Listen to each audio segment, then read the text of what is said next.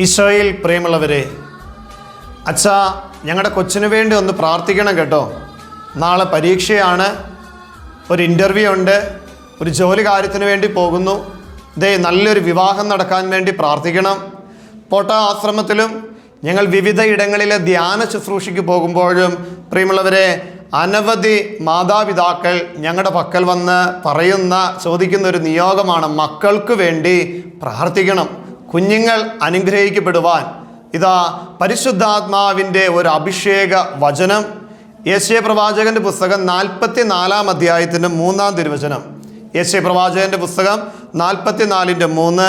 വരണ്ട ഭൂമിയിൽ ജലവും ഉണങ്ങിയ നിലത്ത് അരുവികളും ഞാൻ ഒഴുക്കും. നിന്റെ സന്തതികളുടെ മേൽ എൻ്റെ ആത്മാവും നിന്റെ മക്കളുടെ മേൽ എൻ്റെ അനുഗ്രഹവും ഞാൻ വർഷിക്കും. പ്രിയമുള്ളവരെ, നമ്മുടെ കുഞ്ഞുങ്ങളെ സമർപ്പിച്ച് പ്രാർത്ഥിക്കുമ്പോൾ മക്കൾക്ക് പറഞ്ഞു കൊടുക്കുവാൻ, അവരെ പഠിപ്പിക്കുവാൻ പരിശുദ്ധാത്മാവ് നൽകുന്ന ഒരു അഭിഷേക വചനം. നിന്റെ സന്തതികളുടെ മേൽ എൻ്റെ ആത്മാവും നിന്റെ മക്കളുടെ മേൽ എൻ്റെ അനുഗ്രഹവും ഞാൻ വർഷിക്കും.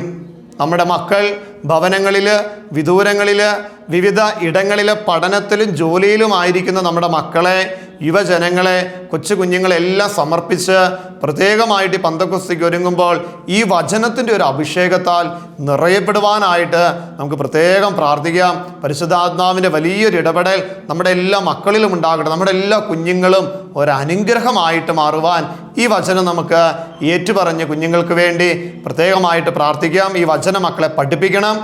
ഒപ്പം നമ്മളും ഈ 50 ദിനങ്ങളിൽ വചനം ഓരോ ദിവസവും ഓരോ വചനം പഠിക്കുന്നുണ്ടല്ലോ അല്ലേ? അപ്പസ്തോല പ്രവർത്തനങ്ങൾ വായിക്കുന്നുണ്ടല്ലോ.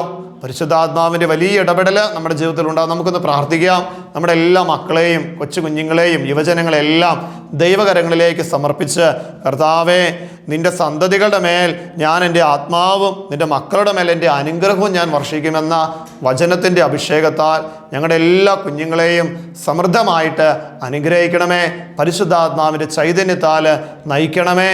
എപ്പോഴും അവരുടെ കൂടെ ഉണ്ടാകണമേ.